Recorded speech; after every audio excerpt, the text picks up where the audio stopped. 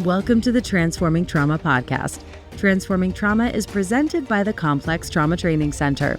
I'm your host, Emily Ruth, and I'm so glad you've joined us today. Licensed mental health professionals, we warmly invite you to join our Spring 2026 NARM Therapist Training, a live online immersion into the transformative power of the neuroaffective relational model. This advanced clinical training is designed specifically for those seeking to deepen their expertise in healing complex trauma while offering the accessibility of an online format.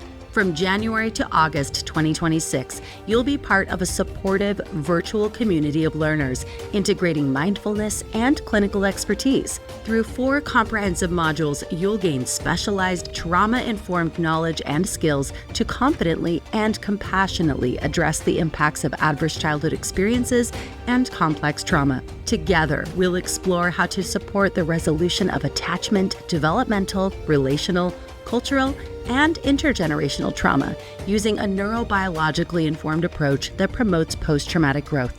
Embodying professional and personal growth, you'll become a catalyst for transformation in your practice and community. Enrollment is now open for licensed psychotherapists, counselors, social workers, psychologists, and other mental health professionals, as well as graduate trainees and interns working toward licensure. Visit complextraumatrainingcenter.com to learn more and secure your spot in this online training opportunity. And now for our interview. Brad Kammer is the founder and director of the Complex Trauma Training Center. Brad is a licensed psychotherapist, educator, consultant, executive producer of the Transforming Trauma podcast, and co-author of the Practical Guide for Healing Developmental Trauma. Brad is a senior trainer for NARM therapist and NARM master therapist trainings and mentors NARM therapists. Brad also developed and teaches the SPACE program, an inner development program of support and self-discovery for therapists. Please enjoy my conversation with Brad Kammer. All right. Today I'm joined by Brad Kammer, good friend and mentor of mine. Welcome to Transforming Trauma, Brad.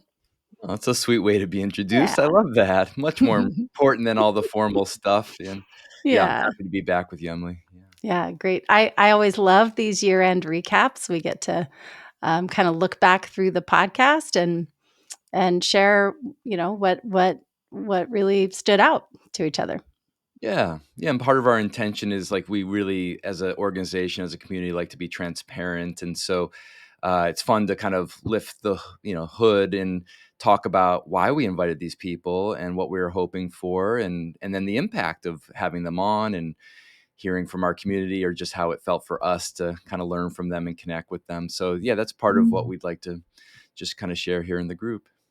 Cool. I'm excited. This is always it feels like a gift at the end of the year. Get to unwrap and hear what's alive for each of us. Pretty fun. Cool. So yeah, here at the end of 2025, how do you want to do this? Do you want to go in chronological order? Do you want to just kind of what came up for you? Yeah, let's just kind of go with the flow. And maybe I'll start with you actually this time. It's just like, is there an episode or a conversation that kind of has stuck with you that you'd like to kind of reflect on a little bit? Yeah, I've been thinking about this. What I've really loved is the mix that we've had of both NARM trained therapists and then folks outside of that training community. So it's been really fun to both, hear insights from my colleagues, from people that I've been in trainings with, and the retreat, other activities that we've done together. And so I think I would love to actually start with our first Lisa Gillispie, because when I was going back through the list, she said something that really landed for me and has stuck with me all year. She said that therapists don't heal through perfection, we heal through presence. And that feels like a really important theme for me this year. Yeah. Well, this is great timing because Lisa and I just came off of a training this weekend, and Lisa's been training to become a NARM teacher with us, and it's been so exciting she was actually the first active coaching I ever did in a group. So she was the therapist. And for those of you that don't know active coaching, it's kind of the way we learn the skills in the NARM training, the way we teach and practice the skills, where we'll have a therapist, we'll have a client, and then one of the teachers will be what we call the active coach, helping guide the therapist. And I couldn't have asked for a better person to start with because she's so open and not only does she take feedback well, she like uses it to support herself and get curious and grow and learn. And so it's, she's such a great model for how we bring this work into the world with our clients, and now she's becoming a teacher and mentor for so many people. So yeah, great way to start the year having Lisa and you have that conversation.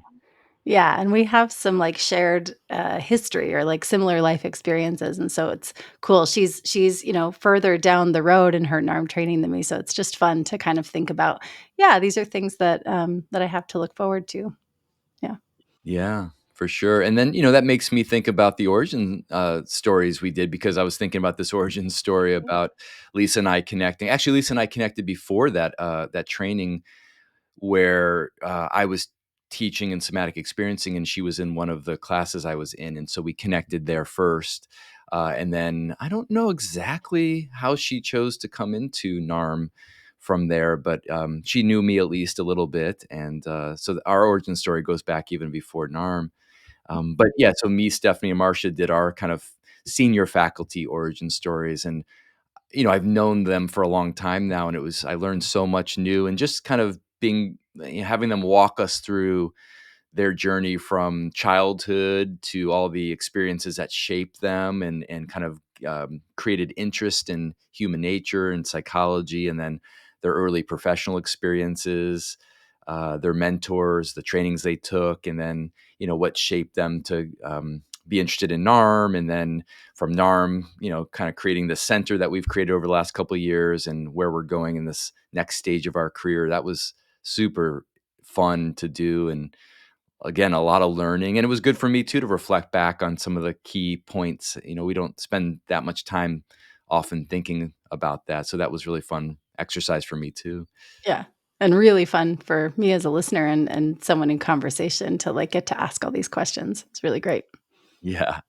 I still love, Stephanie's experiences of having that therapist when she was 8 or 9 years old with the pipe, and how she now has this really positive emotional association with pipe smoke, which is Yeah. funny because, again, I have my own association where my father used to have a study and he would do research and he would be smoking his pipe when I was young. And so just interesting, these kind of things that stick with us through these years and have different associations. Some are positive, some are more painful, but fun to learn more about each other. And I just love what we're trying to do on the podcast is like pulling back.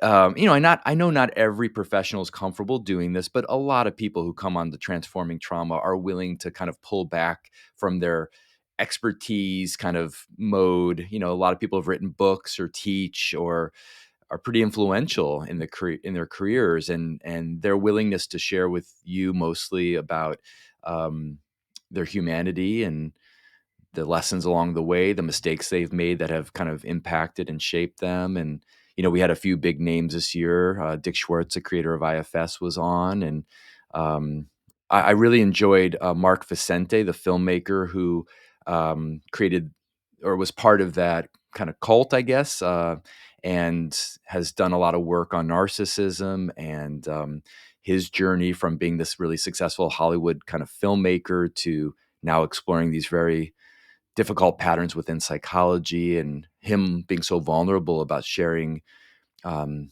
this really painful traumatic experience that he went through and how he's using that for positive. I love hearing the humanity that goes behind some of this great work that is being brought into the world. Mhm. Yeah, it feels really important, when someone is so public in the way that he is, and he's willing to show that vulnerability and really bring his personal experience, to all of us to learn from. It was really impactful for me too, I know. hmm And then I know you were talking about like people that you've connected with in the trainings. Were there other people beyond Lisa that you enjoyed having conversations with or learning more about from our NARM therapist community? Yeah, I mean, it's I don't know, I don't wanna choose anyone because they're all so great, Yeah. but, I know that my conversation with Karen Eyrig, Mm. was really, really special and sweet, and, we had known each other. We're actually locally, we live within 10 minutes of each other, so that's fun to be connected, but to have that conversation and, go into territory that we're not generally talking about when we get together for lunch or whatever, it was really special. It was really, sweet to see that side of her and clinically too, like her talking about how she weaves that into the work, was really important for me. Yeah, Karen has so much, she's a therapist that has so much artistic and creativity in her bones and in her soul, and I love how she brings that into her work and into our community, and yeah, it's nice that she's your friend that you get to have lunch with too. Yeah. That's really Yeah, cool. it's great. Yeah, very cool. I'm lucky. Um, how about you? Who else would you kinda name? You had a few interviews, a few conversations that I'm curious to hear your.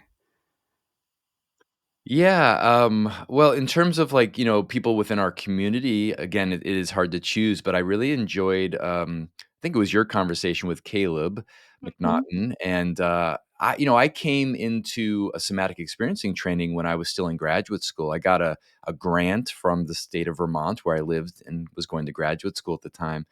And I wouldn't have been able to do a training like that because of the financial, challenges of being a grad student, having a newborn baby. And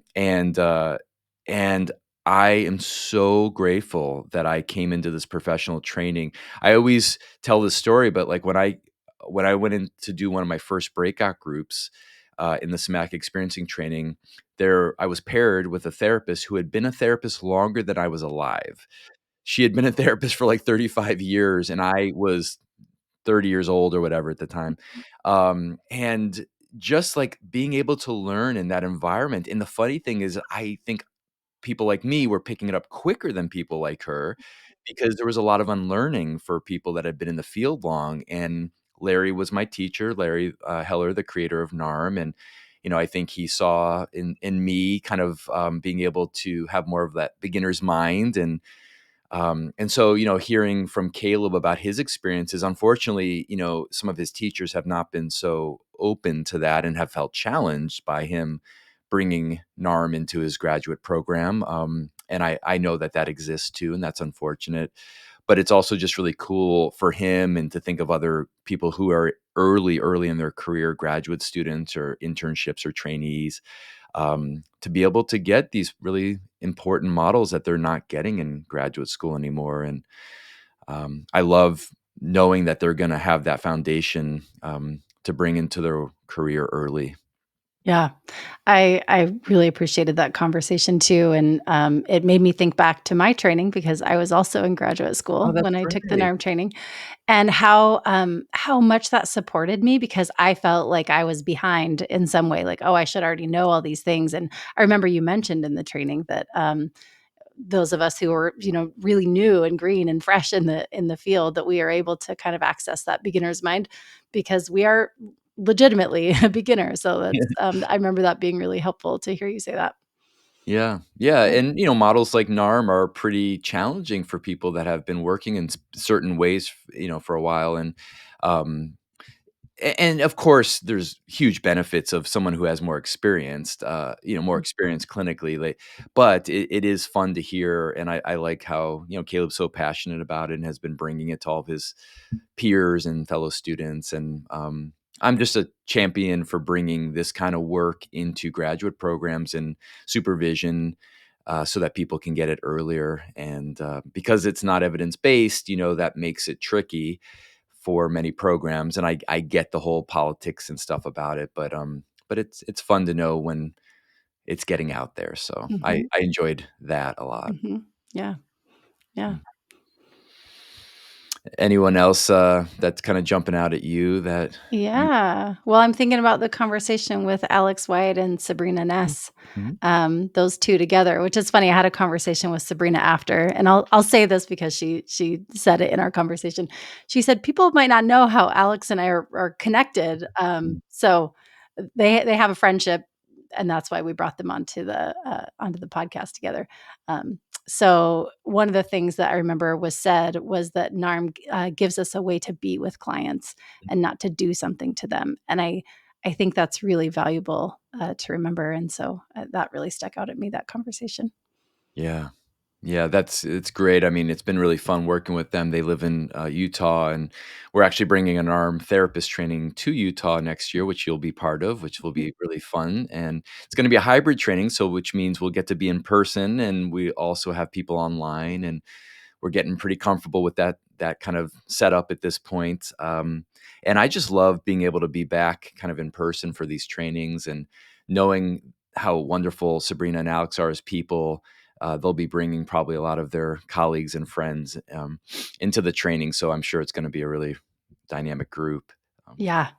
Well, and since you're bringing up the Utah training, we've got Kelly Cook as well. So her Yeah. episode just aired, and very excited to be in Utah, and she's local to that area. And so her episode, that conversation about how she's using NARM in the school system, and she's actually exited the school system now. I maybe should mention that because when we had that conversation, she was still working in the school system, but really interesting to hear the ways that the district supported her in getting the NARM training, and then how she was able to utilize that and really build the team that she had was really sweet and special, just to kind of see the trickle down of how NARM is impacting so many folks, including all these kids in a school system that Kelly Cook was able to work with. Yeah, it's great when we have people like that on because they're sharing how to kind of take this framework and use it in more creative ways. Because generally the training's set up to work with adults and to work one on one. But I know a lot of people work with couples and relationships and family therapy, group Mhm. therapy, kids, addiction, eating disorders. So there's people that are coming in that have all these different ways of working, and it's fun to hear about how people are taking this clinical framework and applying it in different ways. And in some frameworks, you have to be really creative. If you're working in prison systems or, criminal justice and stuff, there's different ways you have to kind of adapt a clinical model, a depthful clinical model like NARM. But I'm always interested to hear how people are taking the model and evolving it. So Yeah. yeah, that was cool to learn about that. It also Mhm. makes me think of a guest that going beyond NARM, Samantha Garcia uh, Pinell, I believe was her Mhm. name, Mhm. and from Arizona, I believe, Yeah. who works with post incarceration, particularly with women, and it's always a population that I feel strong advocacy for because. I know not everyone who goes through the prison system, the criminal justice system, does rehabilitate themselves, but a high percentage of people really take it seriously and get their education, get basic vocational skills, start giving back to the community in different ways, and then it becomes really problematic when they come back into society.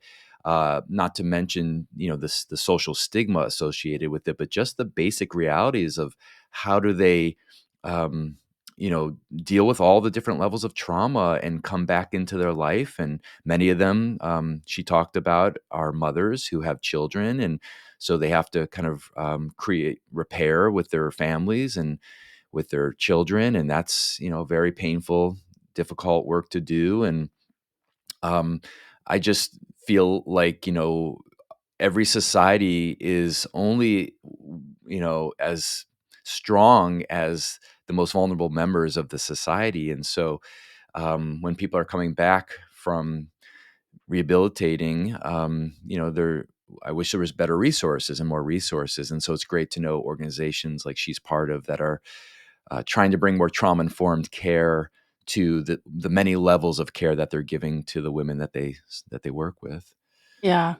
Yeah, that conversation really touched me. She brought, again, just so much of her story and was so open about her experience, and the way that she's working with women to support them through that process that you just named was just so touching to me. Really felt that in my heart, and her excitement to share that, and you know, I guess an invitation for all of us to look at ways that we can support in some way these folks who really need support. Yeah. Yeah. Yeah, which speaks to another kind of marginalized population. Brianna Wu was on. I'm a big fan of Brianna's work, and although her work has been focused more politically and social justice, she has a very trauma-informed lens that she looks through, and learning about the work that she does to support, trans folks that in ways that are very humanizing and ways that are hopefully very supportive, not just to trans folks, but to their families and to our community that is needing to find a way to include the humanity of all of its citizens and individuals. And I just really appreciate the way that she holds such kind of a, I don't know, she holds so much complexity in the way she thinks it through Yeah. things. And in our society, things are so fragmented and so polarized. And I talk a lot about how in my trainings about how like we go very quickly from being three-dimensional to one-dimensional. It's like we collapse complexity and try to make things into very right or wrong or black and white solutions. And I really appreciated her ability to hold these super complex multitudes and still find hope in supporting people from all different kind of backgrounds and life experiences and identities. Yeah, in that conversation, what really stood out to me was I felt like I could ask some hard questions that I had been wondering that I wasn't sure how it would land with anyone, but because of her openness and her willingness to yeah, sit with some of those questions, really, it was just so nice to feel like I could, you know, learn from someone in such a different experience that I hadn't maybe known where I could ask some of those questions. So I really appreciate Brianna and the work that she's doing for sure.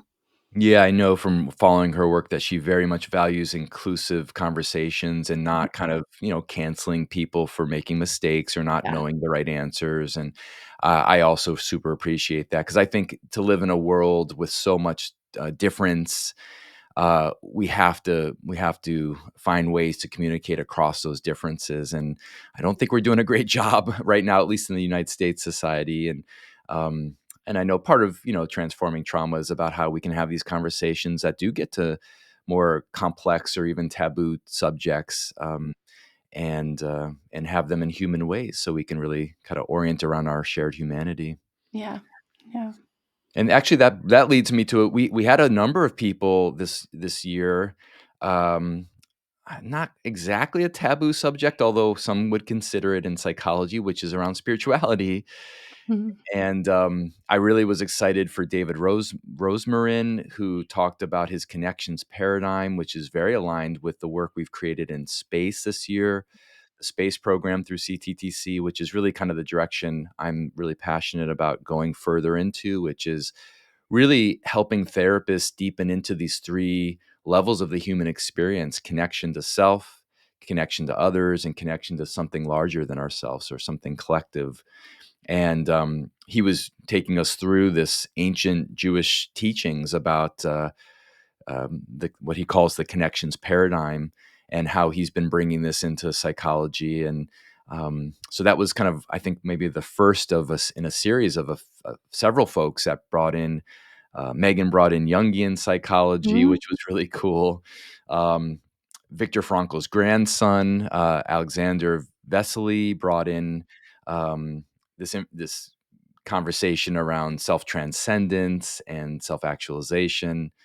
So I don't know about you, but all those conversations were so rich. Yes. Yes, so rich. In fact, Alex Vaselli, am I saying his name correctly? I think so. Um, I listened to that one at least 3 times, I think, because it Mm. it really, I don't know, it brought up some things that I hadn't considered before. So, yeah, I really, really appreciated his all of their work. And Megan Holmes, like you mentioned, that was a really, um, deep conversation for me. Again, had me walking away thinking about things maybe in some different ways. So, yeah, very cool. I mean, I think the last one that really kind of jumps out at me, talking about big names in the trauma field, is having Dr. Judith Herman back Mhm. again. I was very touched. She's kind of at the last stage of her career here, and she's not taking a lot of appointments anymore or scheduling presentations or anything. So the fact that she was willing to come back on, I think she even shared that she was recording it from a nursing Assisted center, living. assisted Mhm. living Yeah, center. she lives Yeah. in assisted living now. Yeah, so the fact that here she is in her mid to late 80s and still willing to depart her wisdom and all of her Mhm. experience, came out with a new book recently, Mhm. and, she is going down as one of the most important figures in the trauma field over the last, since psychology's been around, basically. She's in the top, and to be able to listen to your conversation with her and, um, take the wisdom from her is just phenomenal. Mhm. Yeah, I recently re-listened to that one because, well, I mean, it's always so timely to listen to Judith, but there were some specific things that I was trying to remember that we had talked about, and I listening to it again, I just remember feeling, and I'm feeling it again in this moment, the gratitude of the work that her mother did and how she allowed herself to be impacted by that, and then how her mother was open to Mm, Judith's progress and actually some things that Judith brought up. Her mom kind of took to her own research and kind of came to some different conclusions. So that was really cool to hear about kind of this generational, bi-directional relationship happening, and just really feeling so grateful for all the women that have come before me that I'm standing on shoulders, learning from. Yeah, I just really appreciate Judith and the work that she continues to do. She's still involved in projects. I know she's working on another project with a colleague right now. So really cool stuff happening still. yeah. Yeah, it feels like an honor to have Mhm. her, and you're right, I mean, she's such an influential person for female, psychologists, and, yeah, just very inspirational. Yeah. Mhm.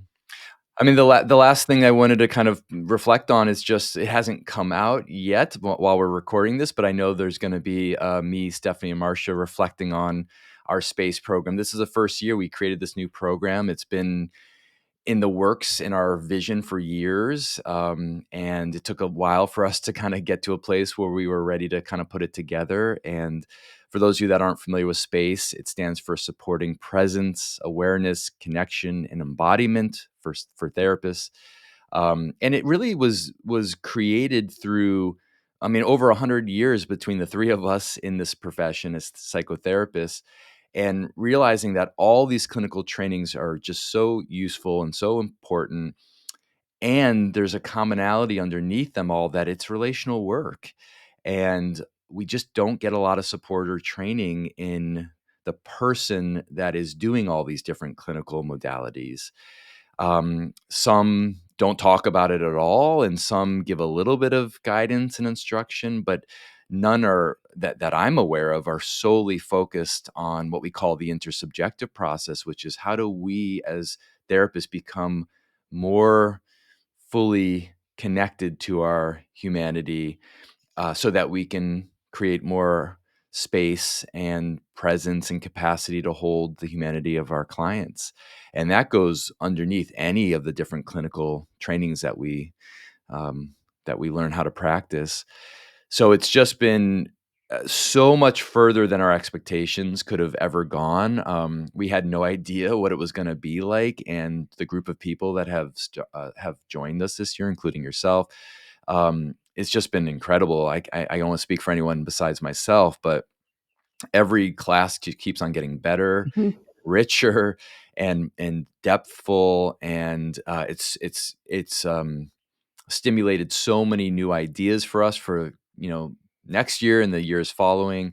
And it's great to see kind of a group that's continuing to deepen in together, because it creates more safety in our community, in our group. So anyways, we'll be reflecting on that, in an episode coming up here soon. And Mhm. that's just always an opportunity. These are some of my closest people in my life, Marcia and Stephanie. And so having a chance to talk with you at the end of the year is always something I look forward to.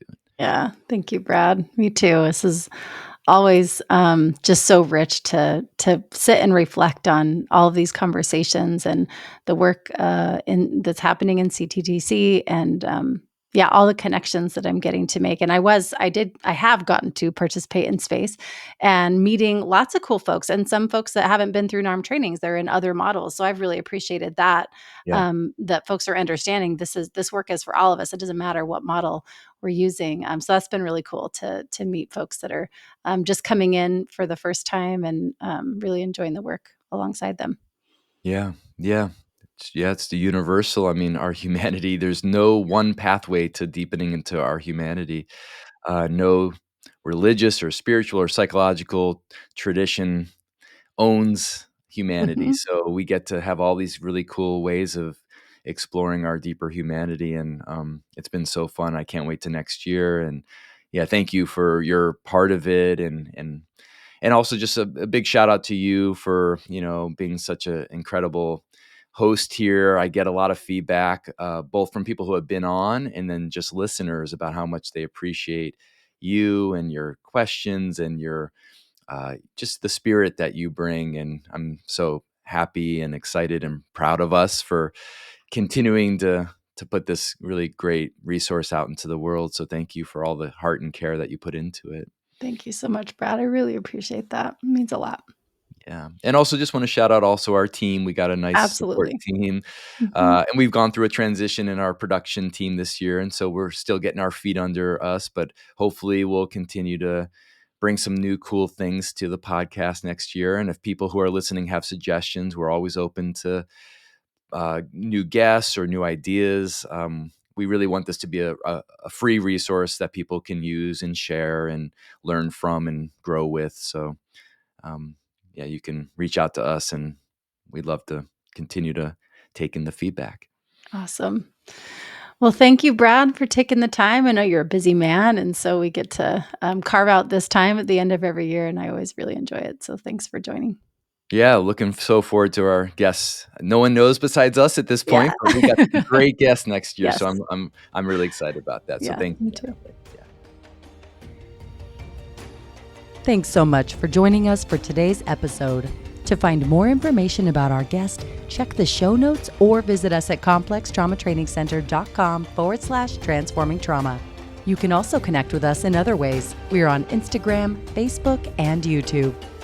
As a mental health professional, your commitment to healing and growth inspires us. We at the Complex Trauma Training Center are committed to supporting you in your well-being and success. That's why we are honored to invite you to our Space Program 2026, an inner development program of support and self-discovery for therapists on the personal, interpersonal, and transpersonal levels. Running over 6 online sessions in 2026, this interactive experiential learning program is designed to support self-care and self-discovery for therapists exploring internally, relationally, and transpersonally. CTTC faculty will welcome you into a professional community of therapists that are seeking to create greater effectiveness and resilience in our professional lives. As CTTC faculty Brad Kammer says, the intent is that this program will help us not only become more effective therapists, but also love our work more. Please visit complextraumatrainingcenter.com and secure your spot in the 2026 SPACE program. Thanks to Rig for producing and editing, to Tori Essex for our album art, and to Brad Kammer for the creation of this podcast. We look forward to building community and connection with you and changing the world by transforming trauma.